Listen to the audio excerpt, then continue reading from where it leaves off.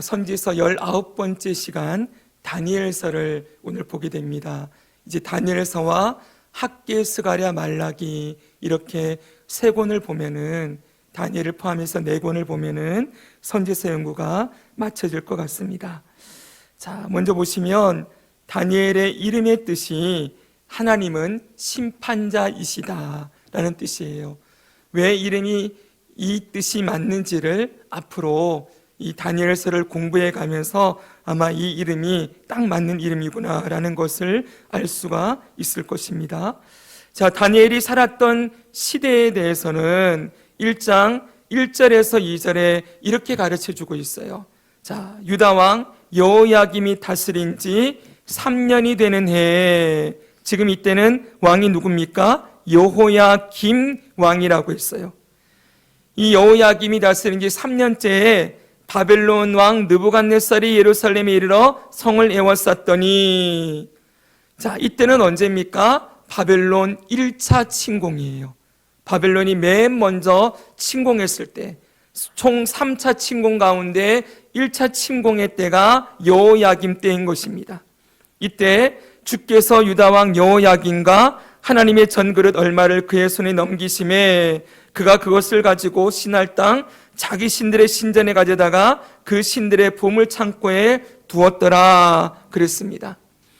이 바벨론 왕 느부갓네살이 1차로 예루살렘을 침공했을 때, 이때 성전의 기구들을 약탈을 하고, 그리고 일부 사람들을 포로로 잡혀갔는데, 이 포로 중에 다니엘과 세 친구들이 있었던 것이지요. 자, 그래서 우리가 계속해서 이 표를 보고 있는데, 보시면은 여기 여호야김, 시드기야, 요 세 명이 남유다의 마지막 왕이라고 말씀드렸죠. 여호야김, 시드기야 이렇게 외우면 되는데, 1차 침공이 605년, 2차 597년, 3차가 586년이에요. 자, 1차 침공 때 다니엘이 잡혀갔으니까 우리가 지난주에 예레미야서를 봤죠, 그렇죠? 예레미야는 1차, 2차, 3차 모든 침공을 다 경험했던 사람이었죠. 그렇죠, 여러분? 예, 예레미야는 요시야 때로부터 요 중간에 여호아하스, 그리고 여호야김, 시드기야 5명의 왕들을 거쳐 있었는데, 이 예레미야가 활동하던 시기에 다니엘도 있었던 거예요. 그리고 에스겔도 있었던 것이죠. 에스겔은 2차 침공 때입니다. 그러니까 다니엘은 예레미야와 에스겔 사이에 끼어서 예레미야와 동시대에 활동했던 선지자라고 보시면 될 것 같습니다. 자, 그러면 이 당시 다니엘이 이 바벨론의 포로로 잡혀갔을 때 나이가 우리나라로 하면 약 15세요. 중학교 2학년이지요? 네, 중학교 2학년 정도 되는 3학년입니까?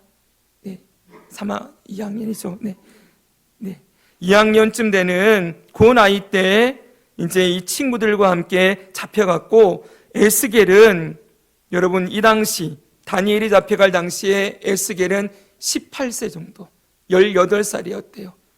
그리고 나중에 에스겔이 2차 침공에 잡혀가지요. 요때 잡혀갈 때는 26세, 다니엘이 잡혀갈 때는 15세, 이 당시 에스겔은 18세였고요.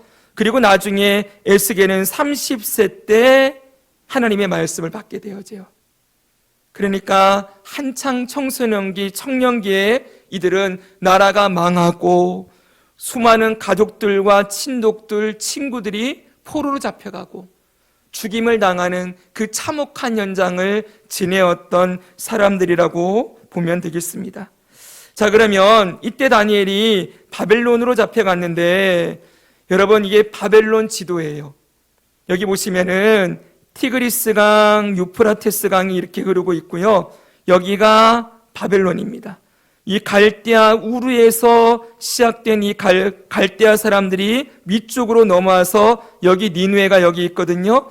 이 니느웨를 중심으로 한 아수르 제국을 먹어버리고 바벨론이 이렇게 세력을 확장했는데, 이 바벨론이 어디까지 먹는 거예요? 여기가 예루살렘이에요. 가나안, 팔레스타인 땅. 여기 가나안 땅도 먹고 나중에는 이집트 땅도 먹었어요. 이렇게 엄청난 세력을 가지고서 제국을 이루었던 나라가 바벨론입니다. 그런데 이 바벨론은 하나 중요한 특징이 있어요. 이 나라는요.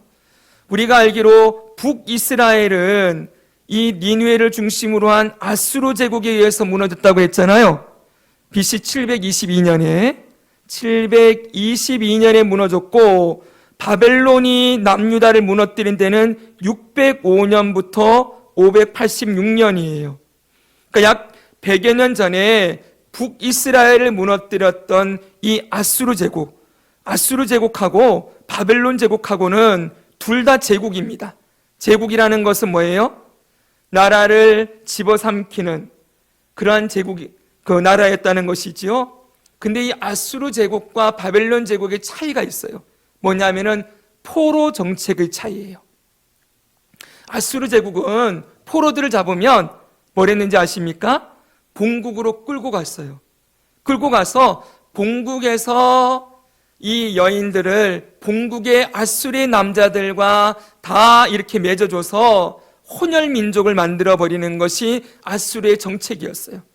그러니까 이 아수르 제국, 여기 북이스라엘이 망할 때 북이스라엘에 살던 사람을 아수르로 끌고 가서 혼혈로 만들어버리고 이 아수르 사람들을 북이스라엘 땅으로 데려와서 여기를 또 아수르 제국의 피가 흐르는 그러한 혼혈 민족으로 만들어버리는 것, 한마디로 민족 말살 정책이에요. 이게 아수르 제국의 이 포로 정책이었다면 바벨론 제국은 다릅니다. 바벨론 제국은 약 100년 후에 등장했던 이 바벨론 제국은 여기 갈대아우를 중심으로 이쪽을 점령했는데요. 이들은 어떻게 하느냐?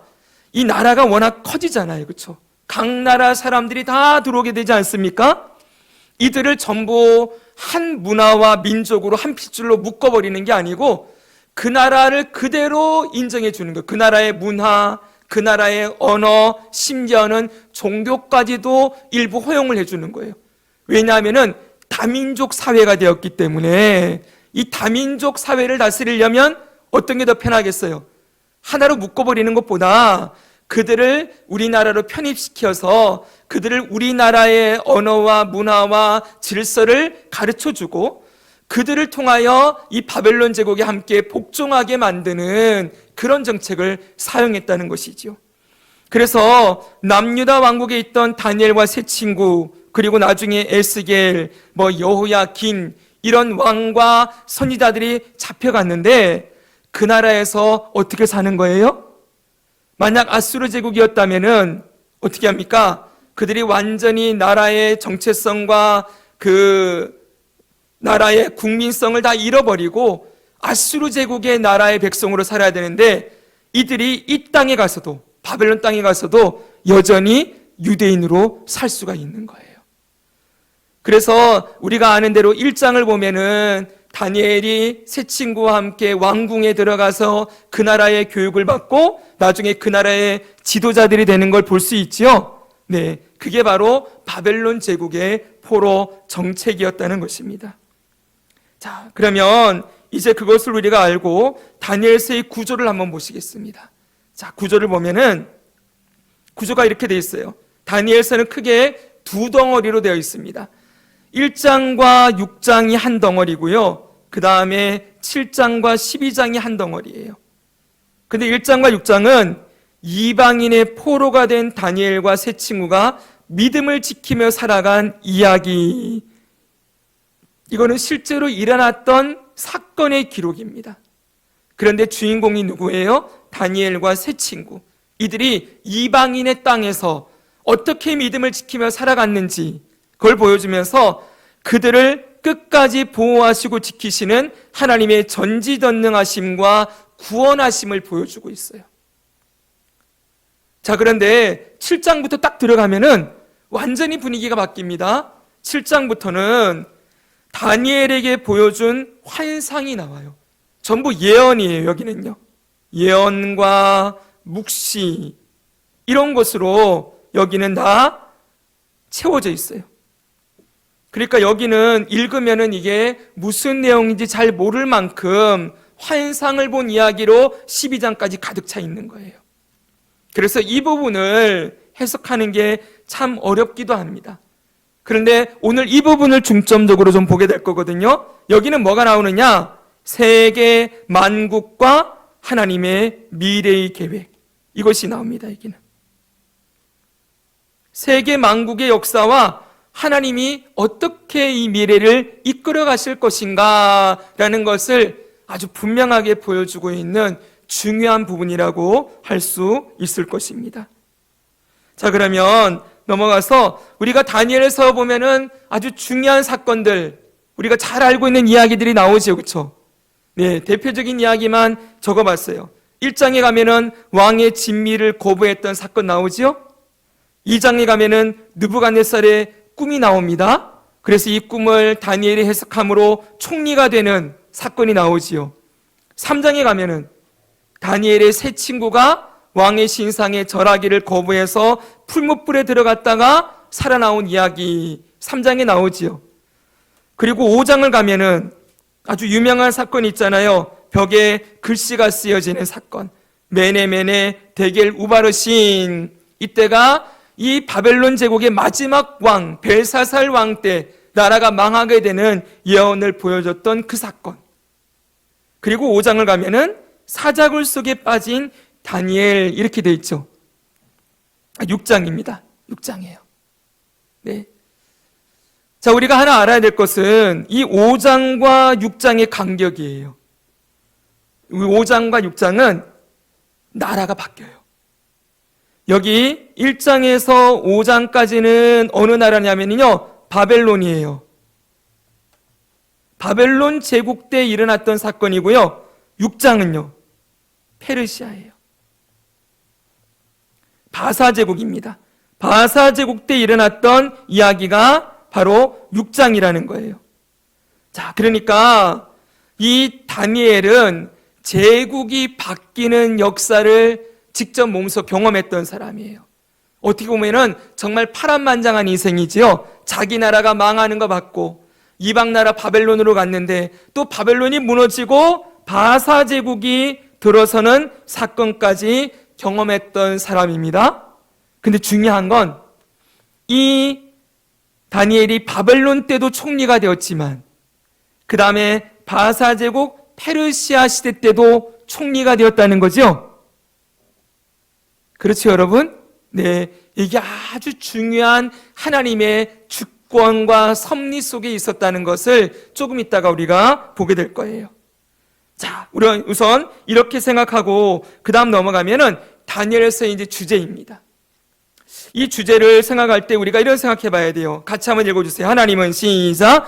하나님은 다니엘서를 통해 무슨 말씀을 하고 싶으신가?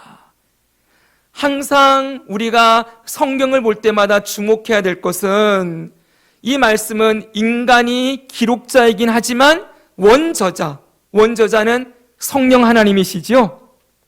하나님이 그 성경의 기록자가 되십니다. 그러면 하나님이 왜 다니엘서를 기록하게 하셨을까? 다니엘서를 통해 무슨 말씀을 하고 싶어 하실까라는 생각을 우리가 늘 하고 있어야 된다는 거예요. 그러니까 무슨 말씀이든 보든지 하나님이 왜 이 말씀을 적으셨지? 왜 이렇게 말씀하고 계시지? 라는 하나님의 의도와 목적을 깨닫는 게 너무너무 중요해요. 그러다 보니까 성경은 여러분, 제가 늘 말씀드리지만 한 구절만 읽어서는 안 되는 거예요. 한 구절만 읽어서는 하나님의 뜻을 다 알 수가 없죠. 성경은 항상 앞뒤 문맥을 다 읽어야 하고 제일 좋은 건 한 권을 통째로 봐야 하고 그보다 더 좋은 건 66권은 전체를 봐야 되는 거예요.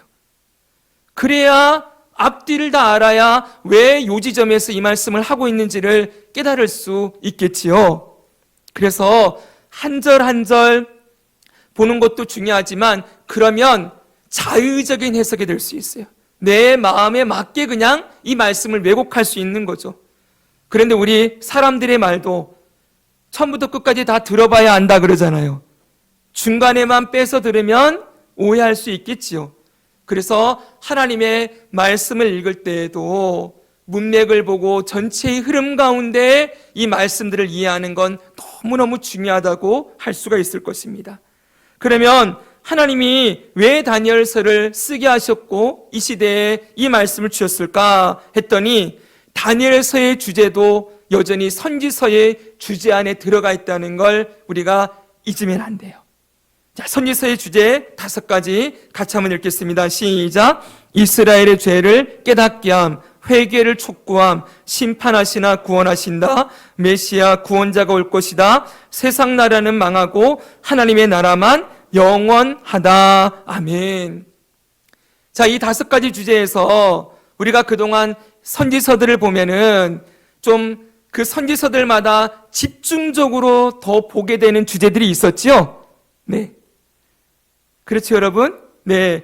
우리가 지난번에 봤던 예레미야서는 집중적으로 어느 걸 얘기했어요? 요 3번과 4번을 얘기했잖아요. 심판하시나 구원하신다? 근데 구원이 메시아를 통해 이루어질 것이다. 그런데 그 구원이 메시아, 옛 언약을 새 언약으로 바꾸신, 죄를 완전히 없애하시고 마음을 새롭게 변화시키셔서 하나님의 나라 백성이 되게 하는 그 언약을 예수님을 통해 이루실 것이다 라는 걸 중점적으로 보여줬어요. 그렇다고 한다면 오늘 다니엘서는 이 주제 가운데 뭘 보여주냐? 여러분, 바로 3번과 5번을 집중적으로 보여주고 있어요. 3번과 5번. 자, 먼저 첫 번째, 심판하시나 구원하신다. 자, 여기 밑에 제가 부연 설명을 해놓았는데요. 바벨론 포로 생활이 70년이지요. 근데 70년 동안 분명히 하나님께서 예레미야를 통하여 뭐라 그랬어요? 그 땅에 가서 살아라. 집도 짓고 결혼도 하고 자식도 낳고 포도원도 가꾸고 너희 70년 동안 거기 살아라. 그러면서 뭐라 그랬어요? 너희를 향한 나의 생각은 재앙이 아니라 평안이요 미래와 희망을 주는 것이라 그랬잖아요. 근데 한번 생각해 보세요. 포로 생활이 미래와 희망이 있는 생활입니까? 소망이 있는 생활일까요? 남의 나라에 포로로 잡혀가서 노예처럼 살아가는 그들에게 무슨 희망이 있겠어요?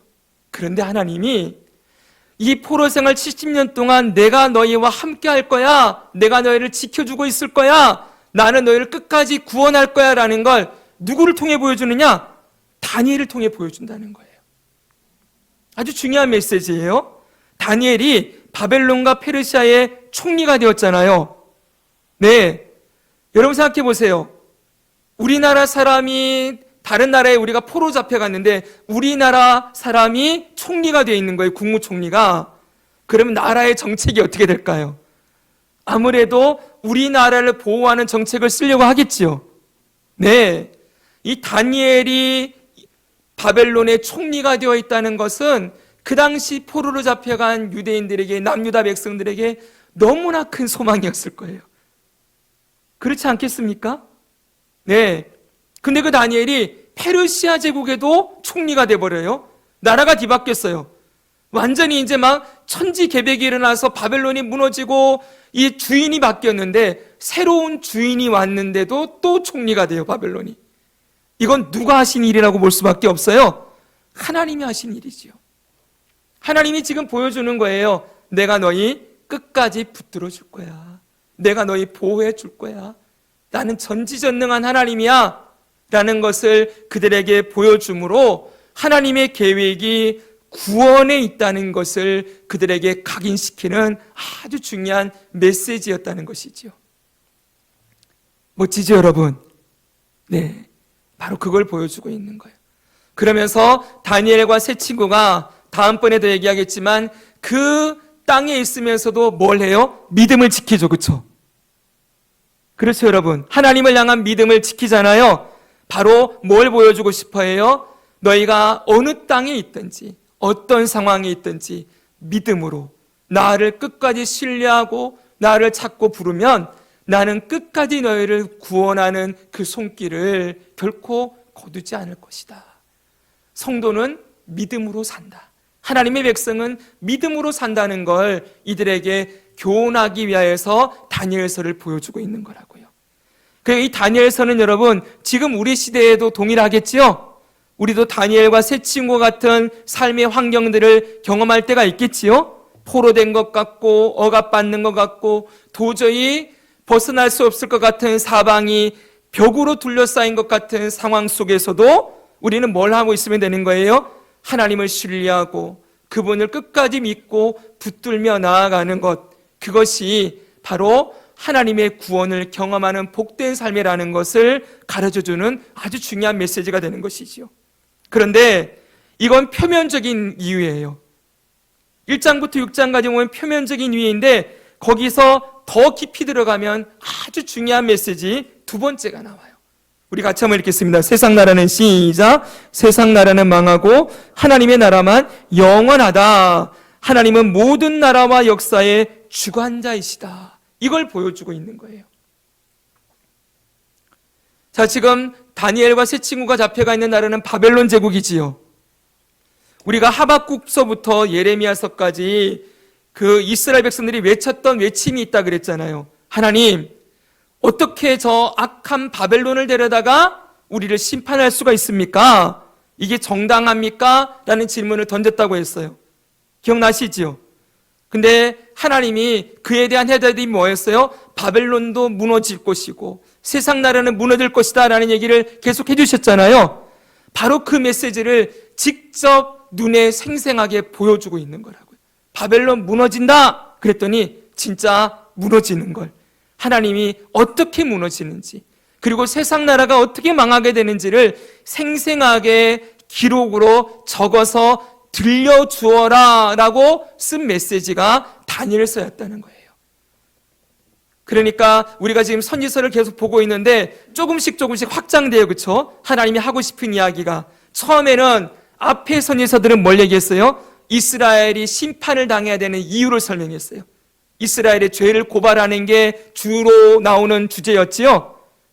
그렇죠? 그리고 회개를 촉구하고 하나님의 심판에 대한 메시지를 말씀하는 게 주였다면, 이제 지나가면서 뭘 얘기해요? 심판하시나 구원할 거다라는 얘기를 하시고, 구원이 메시아를 통해서 이루어질 거라고 얘기하시고, 하나님의 나라만 영원히 서게 될 것이다, 이런 메시지로 계속 가고 있다는 거예요. 자, 좀 맥이 잡히십니까? 자, 그러면 오늘 이 두 번째 주제를 가지고 좀 자세히 보려고 합니다. 세상 나라는 망하고 하나님의 나라만 영원하다, 이 메시지를 보려고 하는데, 자, 이 메시지를 다니엘서 2장부터 쭉 우리가 볼 수가 있어요. 다니엘 2장에 가니까 느부갓네살 왕의 꿈 사건이 나오죠. 그렇죠? 이 꿈은 여러분 잘 알지요? 2장에 보니까 느부갓네살의 꿈이 뭡니까? 다니엘이 해석하는데 큰 신상을 봤대요. 우상의 머리는 순금, 가슴과 두 팔은 은, 배와 넓적다리는 놋, 종아리는 쇠, 그 발은 쇠와 진흙이 섞여 있는 신상을 보았다, 이렇게 하고 있습니다. 이 신상이 무엇인지 다니엘서는 참 좋은 건 앞에 환상이 나오잖아요. 그 뒤에 해석이 딱 나와요. 이게 뭘 얘기하는 건지 기가 막힙니다. 자, 2장 37절에 가니까 왕이여, 왕은 여러 왕들 중에 왕이시라, 그러면서 해석을 해요. 왕은 곧 그 금머리니이다. 이 왕은 누구요? 느부갓네살 왕. 바벨론 제국이 금머리라는 거예요. 그리고 왕을 뒤이어 왕보다 못한 다른 나라가 일어날 것이요, 두 번째 나라가 나오고요. 여기는 은과 같은 나라지요. 셋째로 녹과 같은 나라가 나오고, 넷째는 쇠와 같은 나라가 등장하게 될 것이다 그랬습니다. 이게 뭘 얘기하는 걸까요? 바로 이걸 얘기하는 거죠. 이 성경일동학교에서 가르쳐드렸던 것인데, 이 금신상이 머리는 금, 가슴은 은, 그리고 배와 넓적다리는 놋, 그리고 종아리는 철, 발은 철과 진흙이 섞였다고 했지요. 자, 금은 바벨론 제국입니다. 그리고 은은 세계 역사 가운데 바사 제국, 페르시아 제국이지요. 그리고 동은 헬라 제국입니다. 철은 로마 제국, 그리고 철과 진흙은 로마 제국 이후에 나라가 분열되어지는 모습을 보여주는 거지요. 한마디로 이 금신상은 뭘 보여줍니까? 세계 역사를 보여주고 있는 거예요. 세상 나라의 역사를 생생하게 주님이 말씀해 주시는 것이지요. 자, 근데 이게 여기만 나오느냐? 뒤로도 계속 나오는 것을 볼 수가 있습니다.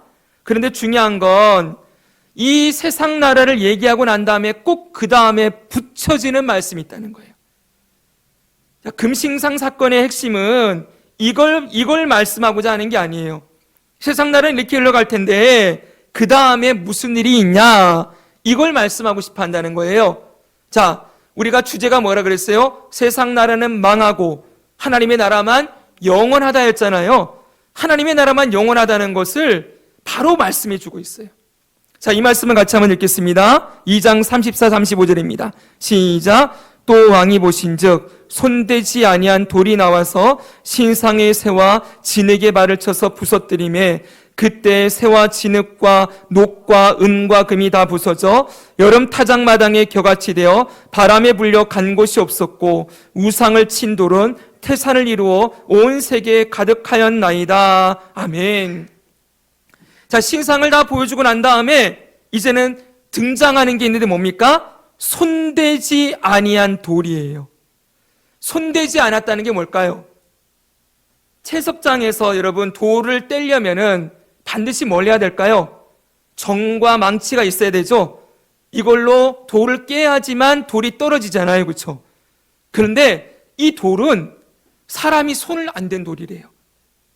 무슨 말입니까? 사람에게서 나온 돌이 아니라는 거예요. 그런 돌이 등장을 하는데 이 돌이 뭐합니까? 신상의 새와 진흙의 발을 쳐서 부서뜨리매 신상의 발을 탁 치니까는 그때 녹과 은, 금이 다 부서져. 발을 쳤는데 위에까지 다 산산조각이 났어요. 금까지. 그리고 여름 타작마당에 겨같이 되어 바람에 불려간 곳이 없었고 다 사라져버리고 우상을 친 돌은 태산을 이루어 온 세계에 가득하였다. 이 돌이 커져가지고 온 땅에 가득하게 되었다는 거예요. 자, 이게 뭘 얘기하고 있는 겁니까? 해석이 바로 나옵니다. 2장 44절이에요. 그 해석입니다. 이 여러 왕들의 시대, 이 여러 왕들의 시대는 어느 시대예요? 바벨론, 페르시아, 헬라, 로마 제국, 이 세상 나라의 역사의 시대에 하늘의 하나님이 한 나라를 세우시리니 이것은 영원히 망하지도 아니할 것이요 그 국권이 다른 백성에게로 돌아가지도 아니할 것이요 영원한 하나님의 나라를 하나님이 세우신다. 사람이 세운 나라가 아니라는 거예요. 하나님이 세우시는 나라가 등장하는데 이게 영원히 망하지 않는다. 그리고 그 국권이, 국가의 주권이 다른 백성에게 돌아가지 않는다. 이 주권은 누구에게 있어요? 하나님에게 있는 거죠. 도리어 이 모든 나라를 쳐서 멸망시키고 영원히 설 것이라. 이것은 하나님이 장래일을 왕께 알게 하신 것이라. 이렇게 얘기했어요. 앞으로 일어날 일을 미리 하나님이 보여주신 것입니다. 세상 나라는 망하고 하나님의 나라만 영원히 설 것이라는 것을 하나님이 보여주신 것입니다. 이게 이 금신상 사건의 결론인 거예요. 어찌죠, 여러분? 네. 그런데 이 예언의 말씀이 계속되고 있는 걸 볼 수가 있어요. 다니엘서 7장을 갑니다. 7장을 가니까 네 짐승 환상이 나와요. 아까 서두에 제가 1장부터 6장까지는 다니엘과 세 친구 이야기라고 했고 7장에서 12장까지는 환상이라고 했잖아요. 다니엘이 본 환상. 이 환상에 계속 이 얘기가 나오는 거예요. 그러니까 2장에 한번 느부갓네살의 꿈으로 보여줬던 환상이 이제는 하나님이 직접 다니엘에게 환상으로 보여주고 있다. 자, 네 짐승 환상이 나옵니다. 한번 볼까요, 여러분? 자, 7장 1절에 보니까 바벨론 벨사살 왕 원년에, 이 벨사살은 바벨론 제국의 마지막 왕이에요. 메네메네 대겔 우바르신 잔치하다가 글씨 쓰여져서 망했던 그 왕 때에 자, 하나님이 환상을 주셨어요. 다니엘이 진술하여 이르되 내가 밤에 환상을 보았는데 하늘에 네 바람이 큰 바다로 몰려 불더니 큰 짐승 넷이 바다에서 나왔다. 여러분, 이 바다는 보통 성경에서 이 세상을 말할 때 바다를 얘기하거든요. 상징적으로 이 세상에서 큰 짐승 4개 나왔는데 4마리가 나왔는데 그 모양이 각각 다르더라 그랬어요. 첫 번째 짐승은 뭐라고 했습니까? 첫째는 이렇습니다. 시작. 첫째는 사자와 같은데 독수리의 날개가 있더니. 사자인데 이 특징만 좀 기억해 두세요. 뭐가 있다고요? 날개가 있다고요. 독수리 날개. 그런데 내가 보니 그 날개가 뽑혔대요. 날개가 있던 게 날개가 뽑혔다. 그리고 땅에서 들려서 사람처럼 2발로 서기함을 받았으며 또 사람의 마음을 받았더라 그랬어요. 이게 무슨 의미인지 좀 이따 설명드립니다. 특징만 기억하세요. 사자인데 독수리 날개가 있었는데 뽑혔다. 사람의 마음을 받았다. 두 번째, 또 다른 짐승, 그 짐승은 곰과 같습니다. 근데 그것은 몸 한쪽이 들렸대요. 곰인데 한쪽이 들렸고 그 입의 이 사이에 갈빗대가 3개 물려있다. 이게 특징입니다. 세 번째 짐승은 표범과 같습니다. 표범은 등에 새의 날개 4이 있어요. 날개가 4개 있는 거예요. 얼마나 빨리 날아가겠어요, 그렇죠? 근데 짐승에게 머리가 4개 있대요. 자, 표범은 날개가 4개 있고 머리가 4개 있다. 상징입니다. 네 번째. 이 4번째 짐승은 이름이 안 나와요. 표현이 안 된다는 거예요. 어떻게 표현하냐면 넷째 짐승은 무섭고 놀라우며 또 매우 강하며 또 새로 된 큰 이가 있어서 먹고 부서뜨리고 그 나머지는 발로 밟았으며 이 짐승은 전의 모든 짐승과 다르고 또 10뿔이 있더라 이랬어요. 이 뿔은 이 세상에 있는 무슨 동물로 표현할 수가 없어요. 근데 무섭고 강하고 특별히 쇠로 된 이빨이 있어서 다 먹어서 부서뜨린대요. 나머지는 발로 다 밟아버리고 머리에 10개의 뿔이 있더라 그랬다는 거예요. 자, 그러면 이게 첫 번째부터 4번째 짐승이 뭘 얘기하는 걸까요? 첫 번째는 바벨론 제국을 얘기하는 거예요. 아까 금신상과 똑같은 얘기를 하는 거예요. 사자 같은데 독수리 날개가 있어요. 신속하게 날아서 제국을 이뤄요. 그런데 날개가 뽑히고 사람처럼 2발로 서고 사람의 마음을 받는다 그랬죠?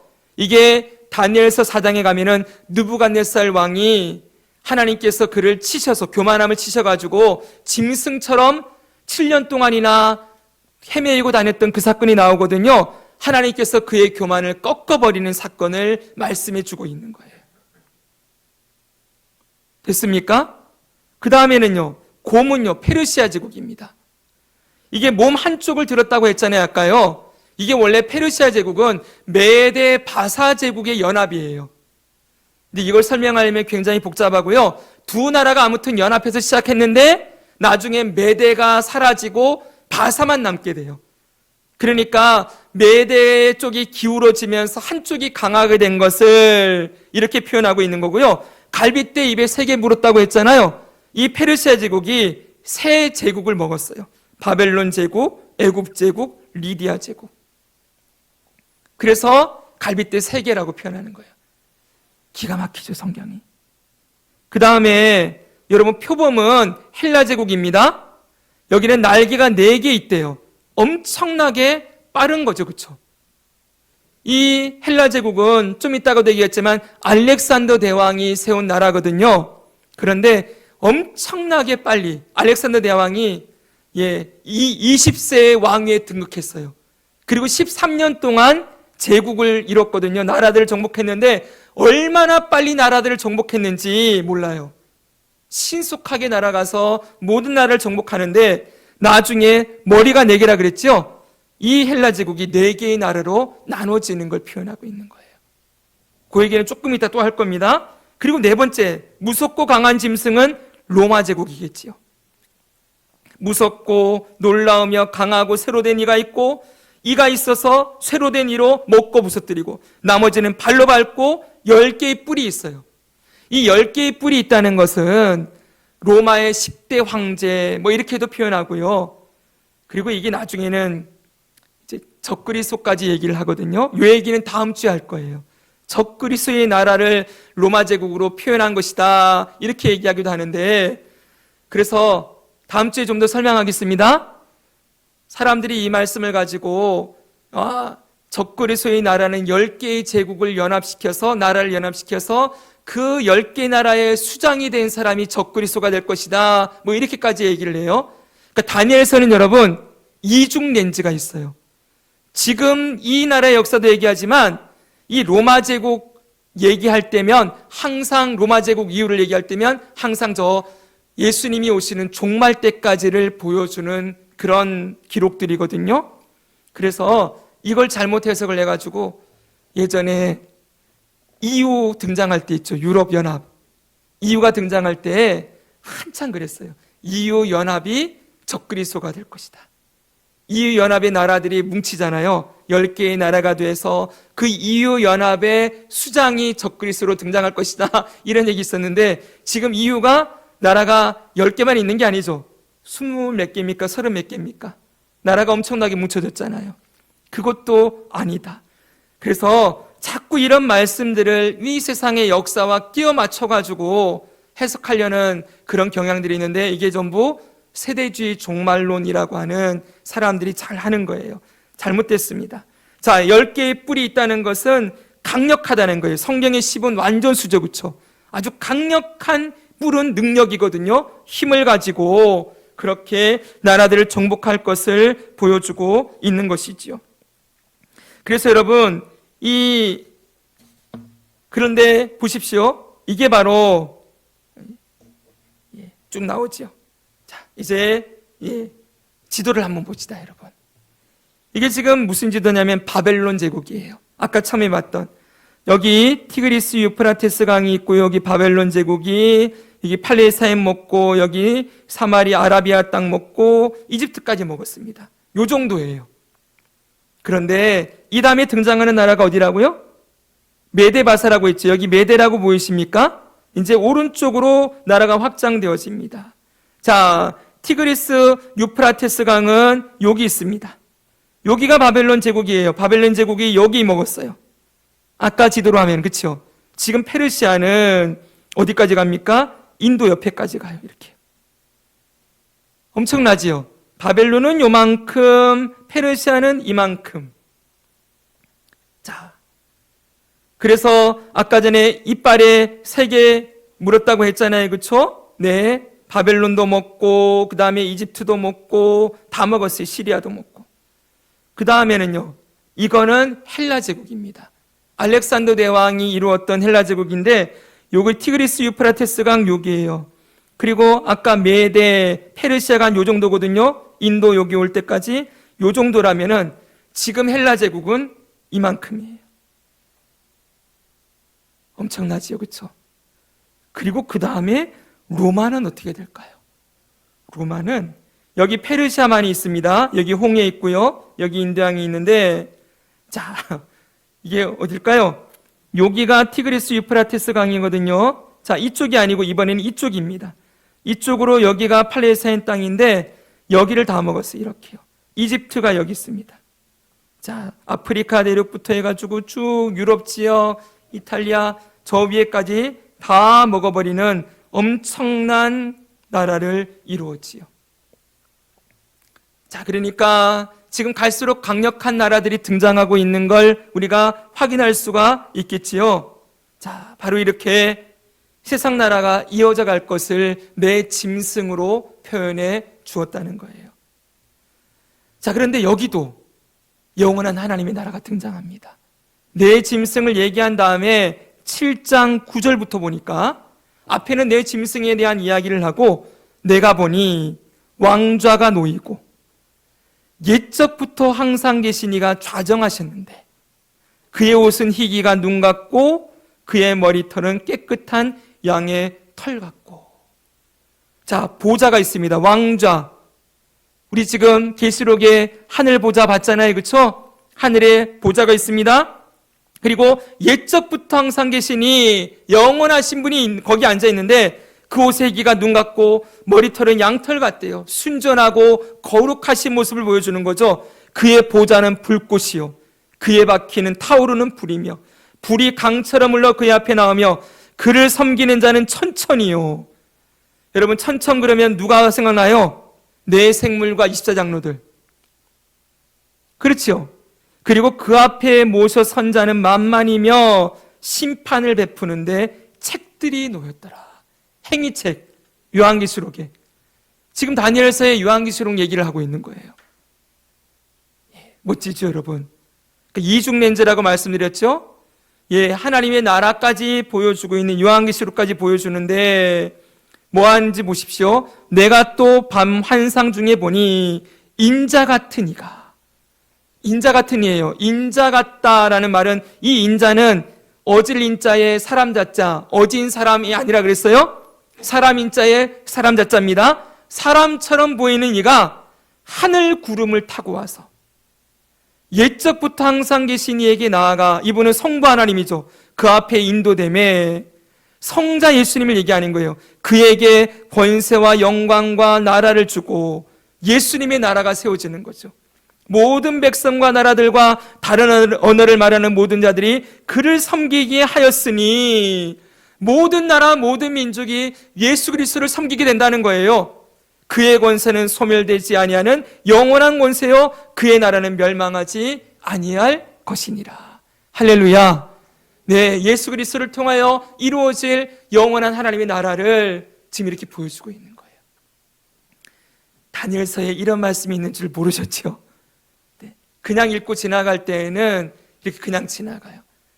그런데 놀라운 말씀들이 나와 있는 것이죠. 자, 그리고 8장을 가겠습니다. 지금 7장입니다. 7장은 네 짐승 나왔지요. 8장을 가니까 순양과 순염소 이야기를 해요. 이건 또 무슨 소린가 했더니 이것도 지금 세상 제국을 얘기해 주고 있는 거예요. 자, 8장 1절부터 보면은 여기도 벨사살 왕 제3년에 그랬어요. 아까는 벨사살 왕 원년에 그랬죠. 1년째에 내 짐승 환상을 받고 3년째에 다시 환상을 봤는데 내가 눈을 들어본 즉 강가에 두 뿔 가진 순양이 서 있는데 두 뿔이 다 길었대요. 그런데 그 중에 한 뿔은 다른 뿔보다 더 길었고 그 긴 것은 나중에 난 것이다. 이렇게 되어 있어요. 한 뿔은 작고 한 뿔이 더 길대요. 나중에 난 게 더 긴 거라는 거예요. 뭘 얘기합니까? 이게 페르시아 제국 얘기하는 거예요. 페르시아 제국이 메대와 바사 제국이라 그랬잖아요. 두 개 합쳤다 그랬죠. 메대는 짧은 줄이고 나중에 난 게 바사인 거예요. 이 바사가 메대를 먹어버려서 페르시아 제국을 형성했다고 했잖아요. 딱 그렇게 표현한 거예요. 너무 기가 막히죠, 여러분? 이런 표현들 보면은. 네. 자, 그런데 이 순양이 막 서쪽과 북쪽과 남쪽을 향하여 들이받아요.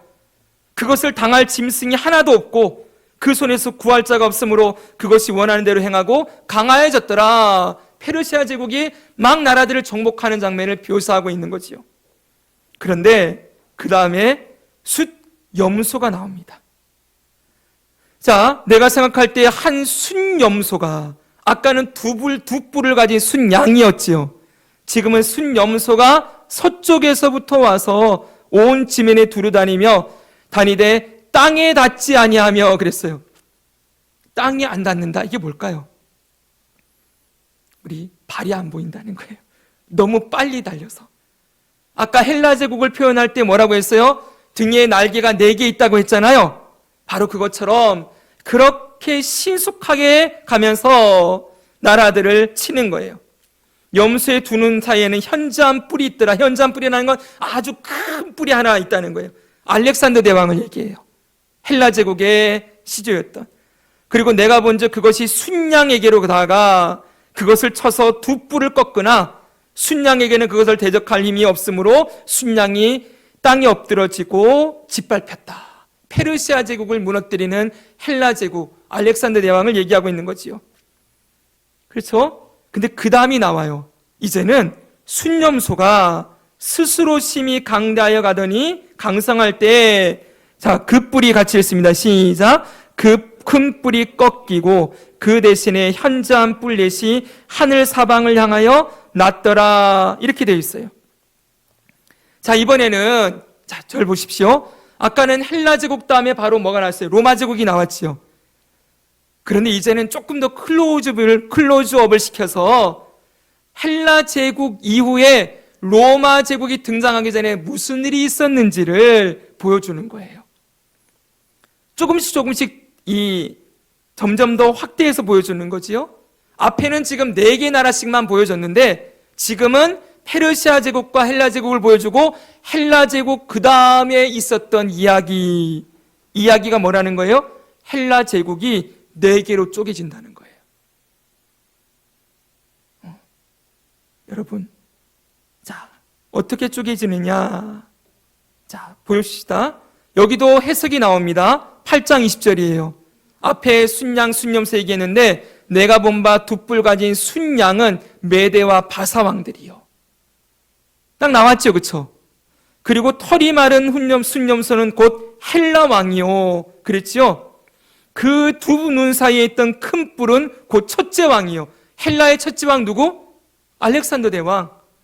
그리고 이 뿔이 꺾이고 4뿔이 났다 그랬어요. 알렉산더가 죽고 4개의 나라가 나오게 된다는 거예요. 여러분, 어떻게 4개의 나라가 나눠지는지를 보겠습니다. 순양은 메대바사 2뿔 가졌다. 제가 아까 잘 설명드렸죠? 나중에 한 뿔이 길어지는 게 바사가 메대를 삼키는 거고요. 순염소는 헬라 제국입니다.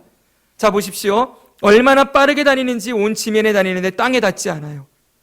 순양을 무너뜨립니다. 페르시아 제국을 무너뜨리지요. 알렉산더가 20세에 왕위에 등극을 해서 4년 만에 페르시아를 괴멸시켜요.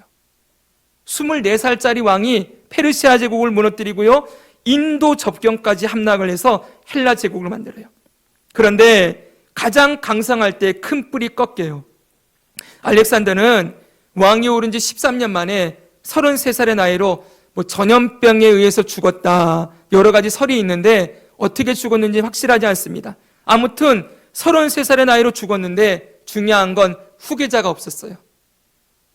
후계자가 있었다가 죽게 되었고, 그래서 어떻게 되느냐? 뿔 넷이 났다고 했잖아요. 4개의 나라로 나누어져요.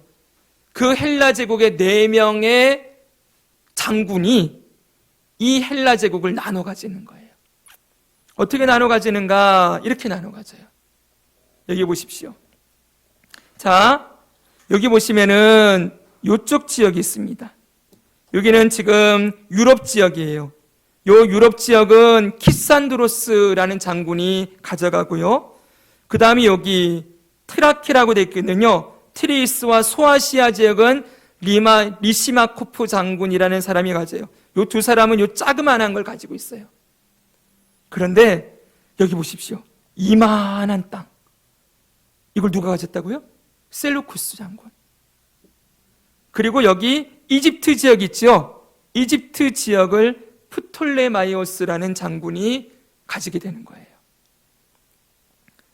그러니까 이 두 사람은 어찌됐건 조금 가졌지만은 제일 중요한 건 셀루쿠스 장군과 프톨레마이오스 장군, 이 두 사람이에요. 이 두 사람이 뭘 세우느냐? 여기는 프톨레미 왕국이라고 얘기해요. 따라합시다. 프톨레미 왕국. 네, 이쪽은 셀루쿠스 왕국. 네, 이렇게 두 왕국이 헬라 제국의 중심이 되어지는 거예요. 근데 참 기가 막히죠, 여러분? 4뿔이 난다. 그랬더니 그 말씀대로 진짜 알렉산더 죽고, 지금 역사가 이게 몇 년 전의 이야기인지 아세요, 여러분? 지금 다니엘이 환상을 받았을 때가 605년도에 잡혀갔잖아요. BC 600년 정도예요. 지금 이때는 한 300~400년 뒤에 일어난 일들을 미리 생생하게 다 적어놨다는 거예요. 기가 막힌 메시지 아닙니까? 이 헬라 제국이 이루었던 놀라운 역사가 여기 있어요. 근데 이건 나중에 여러분 복음을 전파하는 것과도 관계되어 있어요. 무엇과 관계되어 있을까요? 여러분 나중에 신약 성경이 무슨 어로 쓰여집니까? 헬라어로 쓰여지죠, 그렇죠? 네, 구약 성경은 히브리어예요. 히브리어 성경은 다른 나라 사람들이 히브리어 모르죠, 그렇죠? 그런데 이때 만국 공통어가 헬라어가 돼버리는 거예요. 자, 이제는 유대인들이 뭐만 씁니까? 히브리어도 쓰지만 헬라어도 쓰지요. 신약 성경을 헬라어로 기록해놨어요. 이 말씀이 온 나라로 퍼져나갈 수 있는 기틀이 마련되는 거죠. 그래서 헬라 제국은 언어의 통로를 만들었다고 하면요, 로마는요, 그 다음에 등장한 로마는 길을 닦았어요. 로마는 가는 곳마다 도로를 만들었거든요. 그래서 팍스 로마나 모든 길은 로마로 통한다라고 얘기하잖아요. 어디를 가든지 로마가 뚫어놓은 길로 복음을 전하러 갈 수 있는 통로가 열리게 되었던 것이지요. 기가 막히지 않습니까? 하나님이 다 알아서 하고 계시는 거예요. 자, 이렇게 지금 4개의 나라로 나누어졌는데 이때 중점적으로 봐야 될 게 있어요. 집중적으로. 오늘 끝까지는 못 볼 것 같고 좀 이거 보고 좀 정리를 하면 좋겠는데, 여기에 지금 보십시오. 그 중 한 뿔에서 지금 4개의 뿔이 났다고 했잖아요. 그렇죠? 근데 그 중에 한 뿔에서 또 작은 뿔 하나가 나왔대요. 4개 중에 하나의 뿔에서 뿔이 또 하나 나왔는데 이게 심히 커져요. 그러더니 그것이 하늘 군대에 미칠 만큼 커진다.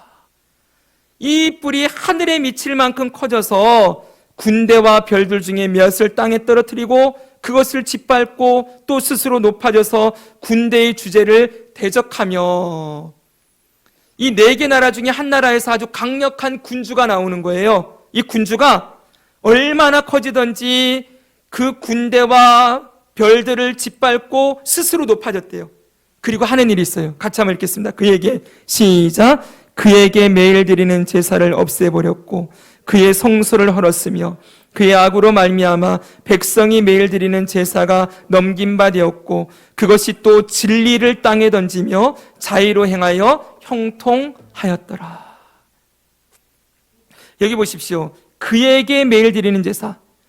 여러분, 여기 하늘 군대에 미칠 만큼 커졌다 그랬죠? 이 하늘 군대는 하나님의 나라를 얘기하는 거예요. 하늘나라. 이 왕이 자기가 높아져서 하나님 자리에까지 올라가려고 한다는 거예요. 그래서 뭐랍니까? 그에게 매일 드린 제사. 하늘 군대를 주관하시는 그 주관자에게 드리는 제사를 없애버린다. 성소를 헐어버린다. 그리고 매일 드리는 제사를 무너뜨리고 진리를 땅에 던지며, 이런 일을 한다는 거예요. 자, 여러분, 이것에 대해서 해석을 또 해놨어요. 8장 지금 12절이죠. 그런데 그 뒤에 23절을 보면 이렇게 돼 있어요. 이 네 나라 마지막 때, 자, 반역자들이 가득할 즈음에 한 왕이 일어나리니 그 얼굴은 뻔뻔하며 속임수에 능하며 그 권세가 강할 것이나, 그리고 장차 놀랍게 파괴 행위를 하고 자의로 행하며 형통하며 강한 자들과 거룩한 백성을 멸하리라 그랬어요. 자, 분명히 한 인격이 등장을 해서 하나님을 대적하고 하나님을 반역하는 일을 하게 될 거라고 했죠. 이게 진짜 일어났을까요? 말씀에 기록된 대로 분명히 일어났습니다. 누구냐면 이 사람이에요. 이 사람이 누구냐면은 셀루쿠스 왕조. 아까 프톨레미아 셀루쿠스 왕조가 있다고 했죠. 셀루쿠스 왕조의 안티오쿠스 4세 에피파네스라는 사람이에요. 여러분, 안티오쿠스 4세라는 건 지금 위에 1, 2, 3세가 있다는 거지요. 그런데 안티오쿠스 4세까지만 이름이 불려도 되는데 뒤에다가 뭘 붙였어요? 에피파네스를 붙였어요. 이 에피파네스 뜻이 뭔지 아세요? 신의 현현. 자기가 붙인 이름이에요. 나는 신의 현현이다. 그래서 안티오쿠스 에피파네스라고 불러요, 이 사람은. BC 175년에서 164년에 등장했던 사람인데 이 사람이 뭘 했는지 아세요? 이 당시 좀 복잡합니다. 잠깐 말씀드리면은 지금 프톨레미와 셀루쿠스 왕조가 등장했는데 지금 한쪽에서는 로마가 일어나고 있어요. 로마가. 머릿속에 한번 상상해 보세요. 로마가 일어나서 이 셀루쿠스와 프톨레미를 위협하고 있는 거예요. 그러니까 이 두 나라는 로마와 싸웠겠지요. 근데 싸울 때마다 패배를 하는 거예요. 그래서 셀루쿠스 이 왕조가 패배를 계속하다가 안티오쿠스 4세도 패배하다 보니까 막대한 배상금을 치러야 되잖아요. 로마에다가 싸움에서 지면 그 당시에는 배상금을 치렀거든요. 배상금을 치르는데 나라에 돈이 없어요. 그러니까 뭘 할까요? 이 셀루쿠스 왕조가 이 전까지는 그 땅에도 유대인들이 잡혀가 있었을 거 아니에요, 그렇죠? 그 유대인들을 좀 도와주고 인정해주고 하는 일들을 했어요. 그리고 이 셀루쿠스 왕조가 당시에 팔레스타인 땅을 지배하고 있었어요. 예루살렘 땅을. 아시겠죠? 그 전의 왕들은 유대인들에게 우호적이었는데 이때부터 정책이 바뀌는 거예요. 이제 돈이 없으니까 뭘 할까요? 성전을 약탈하기 시작하는 거예요. 성전에 들어가서 금으로 씌워둔 거 다 벗겨나가기 시작하고, 그러면서 여기 4개가 크게 나왔는데 성직을 매매를 해버려요. 그래서 돈을 받고 제사장을 세워요. 이때부터 이제 성전에 타락이 시작되는 거거든요. 그 다음에 두 번째, 제사장을 학살을 해요. 레위인들과 제사장들을. 그리고 율법서를 불태우고요, 안식일과 할례를 폐지하고 율법서 소유를 금지시켜요. 심지어는 이 3번이 중요해요. 성전에 제우스 신상을 갖다 둬요. 우상의 신상을 갖다 두는 거예요. 예수님이 마태복음 24장에 성전에 저 가증할 멸망의 우상이 세워진 것을 보거든, 이런 말씀 나오거든요. 이게 바로 이때의 사건을 얘기하는 거예요. 네. 그런데 이 안티오쿠스 에피파네스는 누구를 얘기하기도 하느냐? 적그리스도를 보여주는 인물이기도 해요. 이중렌즈인 거예요. 예수님이 마태복음 24장, 다음 주에 말씀드리겠습니다. 24장하고 요한계시록에 이 안티오쿠스 4세 에피파네스가 이 적그리스도의 모형이 되는 사람인 거예요. 그래서 그와 같은 인물이 나중에 적그리스도로 등장해서 이런 일을 할 것이다. 성전을 불태우고 믿는 자들을 핍박하고 하는 일들을 하게 될 것이라는 것을 말씀해 주고 있지요. 자, 그래서 요때 어떤 일이 벌어지느냐? 하시딤이라는 사람들이 발생해요. 따라합시다. 하시딤.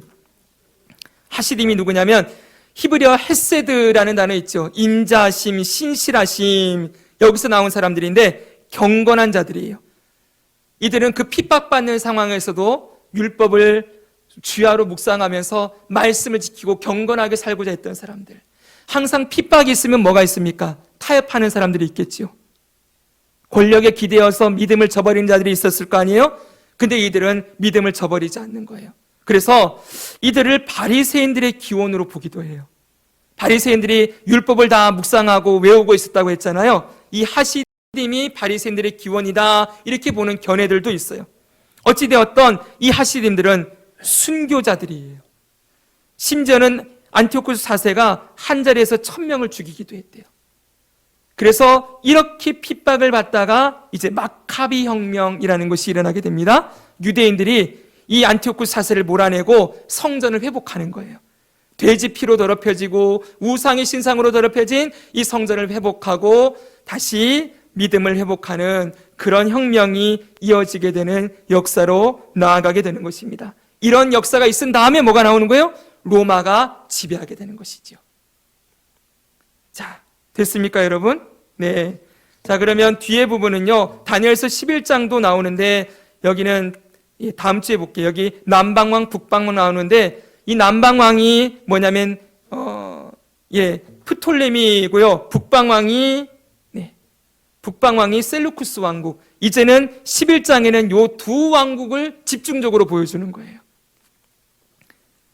자, 아까는 뭐였어요? 헬라 제국과 그 뒤에 등장하는 4개의 나라를 집중적으로 보여줬죠? 그대는 이제는 두 나라를 집중적으로 보여주고 있어요. 자, 그러면서 여기도 안티오쿠스 에피파네스에 대한 이야기가 11장에도 또 등장을 해요. 여기도 북방왕은 그랬거든요. 이게 안티오쿠스 4세 얘기예요. 거기 보면은 군대는 그의 편에 서서 성소 곧 견광옷을 더럽히며 매일 드리는 제사를 폐하며 멸망하게 하는 가증한 것을 세울 것이며. 아까 그 얘기 똑같이 하고 있죠, 그렇죠? 네, 그 왕은 자기 마음대로 행하며 스스로 높여 모든 신보다 크다 하며 비상한 말로 신들의 신을 대적하며 형통하기를 분노하심이 그칠 때까지 이를 때 할 것이다. 자, 이런 일들이 일어나게 될 것이라고 말씀해 주고 있습니다. 오늘 말씀을 정리하면서 이제 이렇게 적어봤어요. 자, 먼저 중요한 건 1번 한번 읽겠습니다. 시작. 세상의 모든 역사는 하나님의 주권 아래 있다. 아멘입니까? 네. 지금 안티오쿠스 에피파네스는 167년에 등장했던 사람이에요. 지금 다니엘은 몇 년도 사람이요? BC 600년도의 사람. 600년도에 살고 있던 다니엘에게 하나님은 저 에피파네스까지의 이야기를 다 보여주고 있고, 그것뿐만이 아니라 그걸 통해서 적그리스도와 완성될 하나님의 나라까지 보여주고 있다는 거지요. 근데 그 하나님이 중요한 건 하나님의 주권 아래 우리의 인생과 미래도 달려있음을 믿습니다. 예, 성경은 이렇게 얘기해요. 참새 2마리가 한 아사리온에 팔리지 않느냐. 그러나 너희 하나 아버지께서 허락하지 아니하시면 그 하나도 땅에 떨어지지 아니하리라. 참새가 한 아사리온은 동전 하나라는 거예요. 얼마나 하찮고 가치 없는 그 참새 한 마리 떨어지는 것도 하나님이 허락하셔야 한다. 그러면서 너희에게는 머리털까지 다 세신바 되었나니 두려워하지 말라. 너희는 많은 참새보다 귀하니라. 할렐루야. 세상을 주관하시는 하나님의 그 주권 아래 저와 여러분의 인생, 우리의 가정도 있어요. 그 하나님을 신뢰해보지 않으시겠습니까? 하나님의 나라를 세우시고 승리하게 하시는 하나님의 그 역사가 우리에게도 오늘 이루어지고 있고, 이 세상 속에서도 이루어지고 있습니다. 요즘 세상이 막 흔들린다, 뭐 어떻게 된다, 이런다 저런다 수많은 얘기 있지만 걱정하지 마십시오. 어차피 하나님의 계획대로 흘러가는 것입니다. 두 번째는 저는 이렇게 적어봤어요. 세상 나라의 힘과 질서를 거부하며 사는 것. 이게 성도의 삶이다. 세상 나라는 전부 어떻게 표현되어 있어요? 짐승으로 묘사되어 있어요. 사자, 표범, 곰, 무섭고 힘센 짐승, 날개 달렸고 뿔이 있고 전부 다 강하고 힘 있는 모습으로 나오고 있지요. 그렇죠, 여러분? 이게 세상을 움직이는 원리 같아요. 세상은 힘 있는 나라, 힘 있는 사람들이 세상을 움직이는 것 같지만, 그러나 여러분, 그 힘도 주님이, 하나님이 허락해 주신 한도 내에서 쓸 수 있는 거지요. 그렇죠, 여러분? 네, 그게 그들의 힘이 아니라는 거예요. 그 힘을 주신 하나님이 계시는 것이지요. 그러면 여러분, 우리는 세상의 힘을 가지는 게 낫겠습니까? 하나님이 주시는 능력으로 사는 게 낫겠습니까? 세상의 힘이 아닌 하나님이 주시는 능력과 지혜로 살아가는 것이 훨씬 더 귀한 일인데, 오늘날 그리스도인들이 자꾸만 뭘 가지려고 해요? 하나님을 믿노라고 하면서도 세상의 힘을 가지려고 하지요. 돈을 가지고 권력을 가지고 높은 자리 가고 세상이 말하는 인정과 성공을 쥐고 살려고 하는 이 어리석은 모습들. 그러나 그것도 하나님이 한번 가져가시면 사라지는 거죠. 그렇죠? 너 이제 갖고 와. 너 요때까지만이야. 끝났어. 그럼 딱 끝나는 거예요. 하나님이 우리의 힘과 능력이 되심을 붙들고 세상의 힘에 복종하지 말고 하나님께 복종하고 순종하며 살아가는 것, 이것이 우리 그리스도인의 삶임을 다시 한번 생각해 보기 원합니다. 마지막으로 하나님의 나라만 영원하다. 우리 이 말씀 읽고 마치겠습니다. 이 여러 왕들의 시작. 이 여러 왕들의 시대에 하늘의 하나님이 한 나라를 세우시리니 이것은 영원히 망하지도 아니할 것이요 그 국권이 다른 백성에게로 돌아가지도 아니할 것이요 도리어 이 모든 나라를 쳐서 멸망시키고 영원히 설 것이라. 아멘. 하나님이 세우시는 하나님의 나라가 있다는 거예요. 이게 누구를 통해 세워집니까? 다음 주에 볼 겁니다. 하나님이 그 아들을 보내사 때가 참에. 이건 다음 주에 볼 거예요. 예수 그리스도를 통하여 세워진 하나님의 나라만 영원하게 될 것이다. 우리는 영원한 하나님 나라의 백성이라는 것을 오늘 말씀을 통해서 다시 기억하고 그 하나님을 신뢰하고 하나님의 주권과 통치가 이 땅에 우리 삶에 이루어지고 있음을 믿으면서 하나님만을 나의 구원, 능력으로 삼고 살아가는 저와 여러분 되기를 주님의 이름으로 축복합니다.